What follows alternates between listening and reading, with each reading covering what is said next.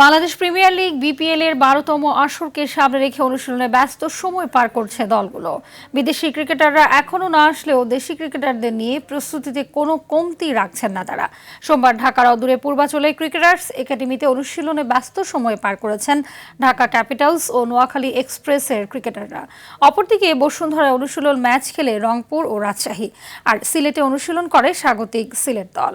আর জানাচ্ছেন নিবেদিতা বিনতে ওয়াদুদ।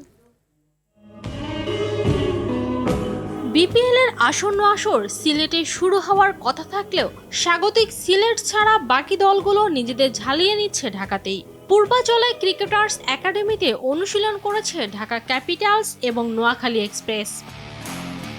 সাব্বির রহমান, নাসির হোসেনরা বেশ ফুরফুরে মেজাজে নিজেদের প্রস্তুতিতে ব্যস্ত ছিলেন। প্রতিটি খুঁটিনাটি বিষয়ে আলাদা অনুশীলন করেছে দলগুলো।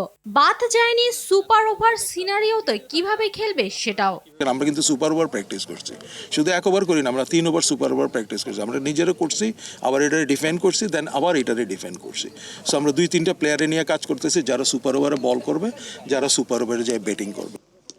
অন্যদিকে এবারের আসরের নতুন দল হিসেবে খেলতে নামছে নোয়াখালী এক্সপ্রেস। তারাও অনুশীলন শুরু করেছে ঢাকা থেকে। ক্রিকেটার্স একাডেমিতে জাকের আলী, অনিক, হাবিবুর রহমান, সোহানরা অনুশীলনে এক একটি বলকে সীমানা পার করার প্রতিযোগিতায় নেমেছিলেন। বল হাতে নিজেকে ঝালিয়ে নিয়েছেন পেসার হাসান মাহমুদও। ইয়াং যারা আছে লোকাল, ওরা খুবই এক্সপিরিয়েন্স, ওরা বিগত কয়েক বছর ধরে বিপিএল খেলছে। আর যারা ফরেনার আছে, মানে ওভারঅল আমাদের টিমের মানে ইউনিটিটা খুবই ভালো। অপরদিকে বসুন্ধরায় ম্যাচ প্র্যাকটিস করেছে রংপুর ও রাজশাহী, তবে সিলেট হোম ভেন্যুতেই সেরেছে তাদের অনুশীলন। Long on Roshan report there. Boundary. Nivedita বিনতে ওয়াদুদ, RTV।